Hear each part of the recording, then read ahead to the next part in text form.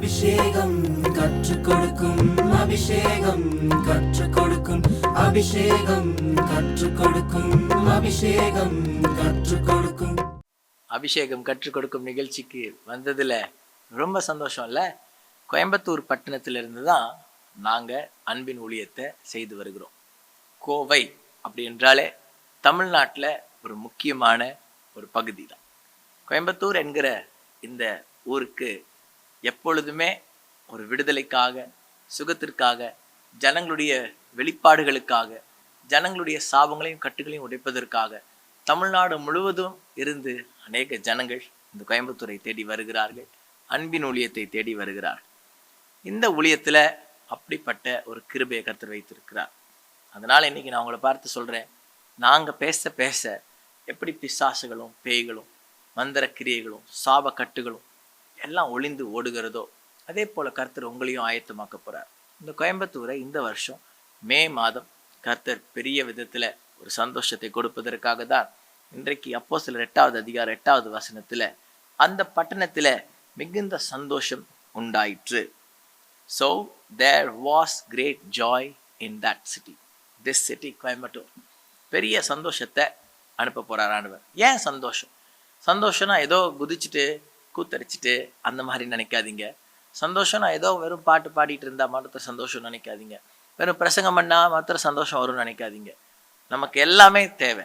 ஒரு கூட்டம், ஒரு அபிஷேகம் நிறைந்த கூட்டம் என்றால் பாடல்கள் வேணும், வார்த்தைகள் வேணும், ஜனங்க ஒருமித்து கூடணும், ஒரே ஆவியில் ஜெபிக்கணும், ஜெப ஆவி தேவை. அந்த இடத்துல விண்ணப்பம் புறப்பட்டு வரணும். அப்படிப்பட்ட விண்ணப்பத்திற்குன்னே நாங்கள் 5 நாட்கள் கோவை பேரன்பு பெருவிழாவை பிரகடனப்படுத்தி இருக்கிறோம். அது மே மாதம் 1, 2, 3, 4, 5 தேதிகளில் நடக்க போகிறது. வல்லமை கொண்ட ஊழியர்களும் நாங்களும், அநேக பாடலை பாடுகிற வீரர்களும், ஆண்டவரை ஆராதிக்கிற சிறு பிள்ளைகளும் பெரியவர்களும், அநேக மனிதர்கள் கலந்து கொண்டு தேவ ஆசீர்வாதத்தை குறித்து உங்களுக்காக ஊழியம் செய்ய போகிறோம். நீங்கள் ஆயத்தமாகிக் கொள்ளுங்கள். இப்பொழுதிலிருந்தே நீங்கள் அந்த மே மாதம் 1, 2, 3, 4, 5 தேதிகளுக்காக ஆயத்தமாய் நீங்களும் அங்கே வரலாம். இங்கே கோயம்புத்தூரில் மத்திய பகுதியில் இருக்கிற ஒரு மைதானத்தில் வைத்து நாங்கள் அதை நடத்த போகிறோம். கவனிங்கள், அப்படி பிலிப்பு இந்த வசனத்தில் மேலே பேசும்போது அநேக ஜனங்கள் அதை பிலிப்பு பேசுவதை ரொம்ப க்ளோஸ் அட்டென்ஷன், ரொம்ப கூர்ந்து கவனித்து க்ளோஸாக அதை அட்டென்ஷன் கொடுத்து பார்த்தார்கள். இந்த நாட்களில் யாரெல்லாம் கர்த்தருடைய சத்தத்திற்கு அட்டென்ஷன் கொடுக்குறாங்களோ, ஒருவேளை நீங்கள் பேசுறது கூட சிலர் அப்படியே நிராகரிச்சிடுறாங்க, ஒரு இக்னோர் பண்ணிடுறாங்க. ஆனால் ஆண்டவர் சொல்கிறாரு, உங்களை பேசுகிற மனிதர்களாக, கர்த்தரை குறித்து பேசுகிற மனிதர்களாக மாற்ற போகிறார். அன்னைக்கு பிலிப்பு பேசும்போது யாரெல்லாம் அப்படி கேட்டாங்களோ, இம்பியூர் ஸ்பிரிட்ஸ் அப்படின்னா அசுத்த ஆவிகள் விலகி ஓட ஆரம்பிச்சிருச்சு. அப்போ சந்தோஷம் வந்துடும். வியாதிகள் மறைய ஆரம்பிச்சிருச்சு. அவ்வளவுதான், சந்தோஷம் வந்துடும். உங்களுக்கு தெரியுமா, அங்கே முட்டமாக இருந்தவங்கெல்லாம் எழும்பி நடக்க ஆரம்பிச்சிட்டாங்க, சுகமடைய ஆரம்பிச்சிட்டாங்க, சந்தோஷம் வந்துருச்சு. இந்த மாதிரிலாம் அற்புதங்கள் நடக்குதுனாலே ஏன் தேசத்துக்குள்ள சந்தோஷம் வராது? கோயம்புத்தூரில் ஒரு பெரிய சந்தோஷத்தை கர்த்தர் வைக்க போகிறாரு. நிச்சயமாக எனக்கு தெரியும், அந்த 5 நாட்களில் இயற்கைக்கு அப்பாற்பட்ட அற்புதங்கள் நடக்க போகிறது.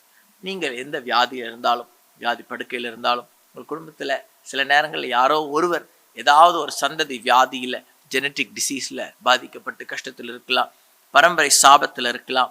அவர்கள் எல்லாவற்றையும் அவர்களை பார்த்து சொல்லுங்க, கோயம்புத்தூரில் நடக்க போகிற பேரன்பு பெருவிழா உங்களை விடுதலையாக்க போகிறது என்று சொல்லி, அந்த ஃபெஸ்டிவல் ஆஃப் ஜாய்க்கு உங்களை நான் அழைக்கிறேன். சந்தோஷத்தோடு நீங்கள் விடுதலைக்கு ஆயத்தமாகுங்கள். நிச்சயமாக இந்த 5 நாட்களும் பெரிய அதிசயத்தை கர்த்தர் செய்ய போகிறார். இந்த 2வது நாள், வருடத்துடைய 2வது நாளில் உங்களை இந்த அபிஷேக நிகழ்ச்சியில் பார்ப்பதில் சந்தோஷம். கர்த்தர் உங்களை கனப்படுத்த போகிறார். இந்த அதிகாரத்தில் சவுல், அடுத்த அதிகாரத்தில் தான் சவுல் ஆண்டவர் மாத்துறது. ஆனால் அந்த சவுல் சபை உள்ள நுழைஞ்சி சபையில் இருக்கிற மக்களை, சவுல் வீடுகள் தோறும் நுழைந்து புருஷரையும் ஸ்திரீகளையும் இழுத்து கொண்டு வர்றார். எவ்வளவு தைரியம் இருக்கும்! ஏன்னா வீடுகள் தோறும் சபை எழும்புது. அப்ப வீடுகள் தோறும் ஆராதிக்கிற ஜனங்க எழும்பிட்டாங்கன்னு அர்த்தம். ஆனா வீடுகள் தோறும் இவன் நுழைஞ்சி பாழாக்கிட்டு இருந்தான சபைகளை. கர்த்தர் சொல்றாரு, இந்த வருஷம் நீங்க ஊழியக்காரனா இருந்தா உங்க சபைகளை பாழாக்குகிற பிசாசு அழிய போறோம். ஆமென். நீங்க ஒரு பட்டணத்துல அது ஒரு கிராமத்துல தீர்க்கதரிசன ஊழியமோ ஏதாவது ஊழியமோ செய்தா உங்களுடைய ஊழியத்தை அழிக்க பிசாசு திட்டம் போடுவான். இந்த காட்ஸ் பிளான் தான் நடக்கும். பிசாசு கொண்டு வர பிளான் நடக்காது. கர்த்தர் சொல்றாரு, யாரெல்லாம் உங்களுக்கு விரோதமா இருக்காங்களோ அவங்கள சவுல ஆண்டவர் மாத்துறாரு இல்லையா? சவுல் என்கிற பவுல் அல்லது பவுலாகிய சவுல் எப்படி இழுத்துட்டு வர்றவங்களை எல்லாம் மாற்ற போறேன். அதுக்கு தான் இந்த பேரின்ப பெருவிழா, கோவை பேரின்ப பெருவிழா. உங்கள் வீட்டு திருவிழா மாதிரி நினைச்சுக்கோங்க. எங்க இருந்தாலும் ஆயத்தமா இருங்க, ஜபம் பண்ண ஆரம்பிச்சிருங்க. அது மட்டும் இல்லை, இந்த அபிஷேகம் ஒரு மனிதனை பயன்படுத்தும் பொழுது அசுத்தாவிகள்லாம் ஓடிடும். நசரேயனாகிய இயேசு பரிசுத்தாவில நிரப்பப்பட்டு நடக்கும் பொழுது மத்தேயு 8:28, லூக்கா 8:29 அசுத்தாவிகள் பிடித்தவங்க ஓடி வர்றாங்க. Jesus, are you here to torment us before our appointed days? எங்களை குறிப்பிட்ட நாட்களுக்கு முன்பாகவே வேதனைப்படுத்த வந்து விட்டீரோ? அப்போ ஆண்டவர் சொல்றாரு, உங்க வீட்டுக்குள்ள கிரியை செய்கிற அசுத்தாவி. இந்த வருஷம் மக்களே, உங்க வீடு வாசல்ல கூட பிசாசு வரக்கூடாது. உங்க வீட்டு அறைகளுக்குள்ள பொல்லாத ஆவி கிரியை செய்யக்கூடாது. உங்க வேலை ஸ்தலங்கள் ஆசீர்வாதமா மாறும். எந்த இடத்துல வேலை செய்றீங்க? உங்க ஒர்க் ஷாப், உங்க இண்டஸ்ட்ரி அல்லது உங்க அலுவலகம், நீங்க ஐடி ஃபீல்டில் இருந்தா ஐடி ஃபீல்டு, எந்தெந்த ஃபீல்டில் நீங்க இருக்கிறீங்களோ அங்கங்க கர்த்தர் நுழைய போறார். ஆங்காங்கே கிரியை செய்கிற அந்தகாரத்தின் கிரியைகள் எல்லாம் ஆண்டவர் கட்ட போறார். அதுக்காக தான் அந்த அபிஷேகம் கற்றுக் கொடுக்கும் நிகழ்ச்சியை ஒரு சேலஞ்ச் எடுத்துக்குங்க. நீங்க 365 நாட்கள், இப்போ வருஷம் ஆரம்பிச்சுதா, நேற்று முடிஞ்சிருச்சு, இன்னைக்கு 2வது நாள். ஒவ்வொரு நாளும் ஓடிக்கிட்டே இருக்கும். நீங்க என்ன செய்யணும்? ஒரு நாள் இந்த அபிஷேகம் கற்றுக் கொடுக்கறத இட்டே விடாம நான் பார்க்க போறேன் அப்படிங்கிற ஒரு உறுதி எடுத்துருங்க. அப்படி உறுதி மட்டும் நீங்க எடுத்துட்டீங்கன்னா இந்த 365 நாட்கள் முடிகிறதுக்குள்ள உங்க வீட்டுல நாங்க சொல்ற ஆசீர்வாதங்கள் வந்து கிடைக்கலனா அப்புறம் எங்களை கூப்பிடுங்க. கர்த்தர் சொல்றாரு, அது நிச்சயமா நடக்கும். உங்க வீட்டு கதவை ஆசீர்வாதம் தட்ட போகுது. சில இடங்கள்ல சிலருக்கு எழுதுறதுக்கு பயம், சில இடங்கள்ல படிக்கிறதுக்கு பயம். ஸ்கூல் சில்ட்ரன் படிக்கிறதுக்கு, ஸ்கூலுக்கு போறதுக்கே பயம். அப்போ அந்த பயமும் போக போகுது. நான் ஒரு சிலர் கேள்விப்பட்டேன், 1ஆம் தேதி 2ஆம் தேதி 3ஆம் தேதி தான் ஸ்கூல் ஆரம்பிக்குதுன்னு சொல்லி. இப்போ நாளைக்கு ஸ்கூல் ஆரம்பிக்க போதுதான் உங்கள் பிள்ளைகளுக்கு இந்த நாங்கள் செய்ய போகிற ஜபத்தை போட்டு காட்டி நீங்கள் அனுப்புங்க. அப்போ பயம் போயிடும். உங்கள் பிள்ளைங்க ஸ்கூலில் போய் நல்லா படிப்பாங்க. ஆமாம். உங்கள் கணவர் அலுவலகத்துக்கு போய் நல்லா சம்பாதிச்சுட்டு வரப்போகிறார். மனைவி சம்பாதிக்கிறவங்களா இருந்தால் உங்கள் வீட்டில் பணம் வந்து சேரப்போகுது. இப்போது இன்றைக்கி செய்ய போகிற ஜபத்தில் இப்போ உங்கள் பீரோ ஆசீர்வாதமாக இருக்கும். உங்கள் ஏடிஎம் கார்டு ஆசீர்வாதமாக மாறணும். உங்கள் பேங்க் அக்கௌண்ட்டில் பணம் சேரணும். அப்போது களஞ்சியங்கள் நிரம்பணும். அதுக்கு ஒரு வாக்கு தத்துவம். அது யோவேல் 2:24-25. களங்கள் தானியத்தினால் நிரம்பும், ஆலைகளிலே திராட்சரசம் புரண்டோர். அப்புறம் நான் உங்கள் மத்தியில் அனுமதித்தேன்னு அர்த்தம். அனுமதித்த, அனுப்பினங்கிறது இல்லை, அனுமதித்த. பிசாசுக்கு இடம் கொடுத்தா தானா பிசாசு வந்து எல்லாத்தையும் பறிச்சிட்டு இருப்பான். சம்பாதிக்கிறதெல்லாம் பொத்தல் பையில போட்ட மாதிரி போயிடும். அறியாம பூச்சியும் புழுக்களும் வந்துடும். எல்லாம் ஆரம்பிப்போம். எப்படி புழுக்கள் வருது? மாம்பழத்தில் இப்போ மாம்பழ சீசன் வந்துடும். இப்போ பிப்ரவரி ஜனவரி மாதம் எல்லாம் மாம்பழ சீசன் ஆரம்பிச்சிடும். மாம்பழத்துக்குள்ள வண்டு எப்படி போகும்? சின்னதாக இருக்கும்போதே போயிடும். பூவாக இருக்கும்போதே போயிடும். பூவாக இருக்கும்போதே போயிடும். அப்போது இந்த 2வது நாளே சொல்லிடுறேன், நீங்கள் வழி அருகே விழுந்த அந்த விதைகள் விழுந்த நிலமாக இருக்கக்கூடாது.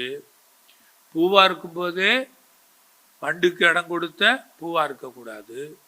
அதான் புரிஞ்சுட்டிங்களா? அப்போது களைகளை பிசாசு விதைக்க பார்ப்பான். அசதியாகவே நீங்கள் இருக்கக்கூடாது இந்த வருஷம்.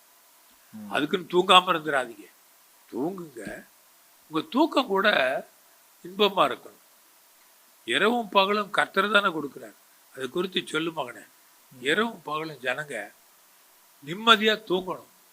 கனவுல கர்த்தர் வருவார்ல, சொல்லு. இன்னைக்கு கர்த்தர் சொல்றாரு, அநேக தூக்கம் இல்லாம கடந்த வருஷம் இருந்தீங்கல்ல, இந்த வருஷமும் பயந்துட்டு இருக்காதீங்க. தூங்காம, அதாவது சோம்பேறித்தன ஆவி கிடையாது, ஆனா சிலருக்கு தூங்கவே முடியல. இரவுல படுத்தா சர்ப்பம் மாதிரி ஒரு கனவு, ஏதாவது ஒரு கெட்ட கனவுல வந்துகிட்டே இருக்கு. அவங்களுக்கு கூட இந்த 5 நாட்கள் பயிற்சி பாருங்க உதவி செய்ய போகுது. எங்க அப்பா எப்பயுமே சொல்லுவாங்க, நெகட்டிவ் ட்ரீம்ஸ் வரும்போது பாசிட்டிவ் விஷன் எடுக்கணும்னு சொல்லி. அதனால நீங்க அதெல்லாம் குறித்து கற்றுக்கொள்றதுக்கு நீங்க இந்த 5 நாள் பயிற்சிக்கு வரணும்னு சொல்லி உங்களை நான் அழைக்கிறேன். ஏன்னா நிச்சயமா அது உங்களுக்கு மாறுதலை கொண்டு வரும். சரி, கவனிங்க. அநேகர் தூக்கம் இல்லாம இரவுல கஷ்டம், சில நேரத்துல படுத்தாத பல யோசனைகள் வருது. முதல்ல ஏசப்பாவுடைய முகத்தை தியானிங்க.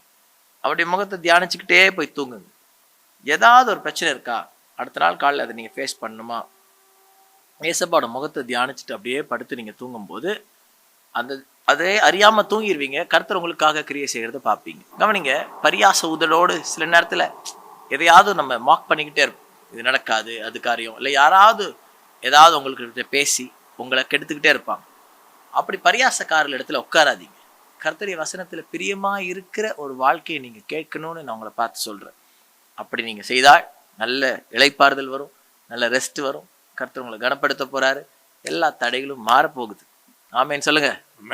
இன்னொரு தடவை ஆமேன் சொல்லுங்க. Very good. ஜெபம்ட்டுமா? ஜெபிப்போம். அன்பின் தேவனே, நேற்றும் இன்றும் என்றும் மாறாத தேவனே, இந்த 2024வது வருடத்தை நாங்கள் ஆரம்பித்துட்டோம். 2 நாட்கள் ஓடிடுச்சப்பா.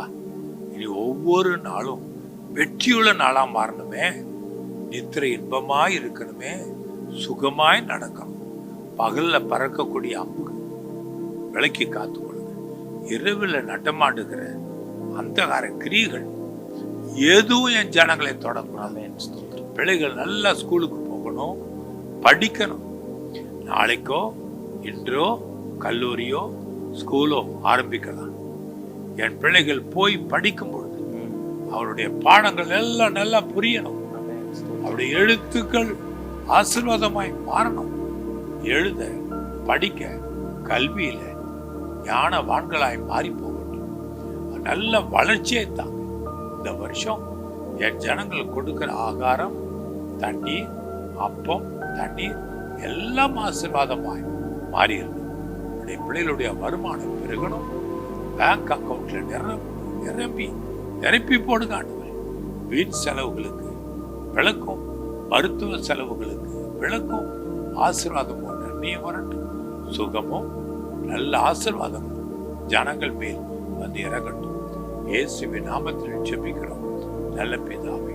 ஆமென், ஆமென். God bless you. God bless you. அபிஷேகம் கற்றுக் கொடுக்கும், அபிஷேகம் கற்றுக் கொடுக்கும், அபிஷேகம் கற்றுக் கொடுக்கும், அபிஷேகம் கற்றுக் கொடுக்கும். நீங்கள் பார்த்து கொண்டிருப்பது உங்கள் power of God TV, redefining power, reaching millions.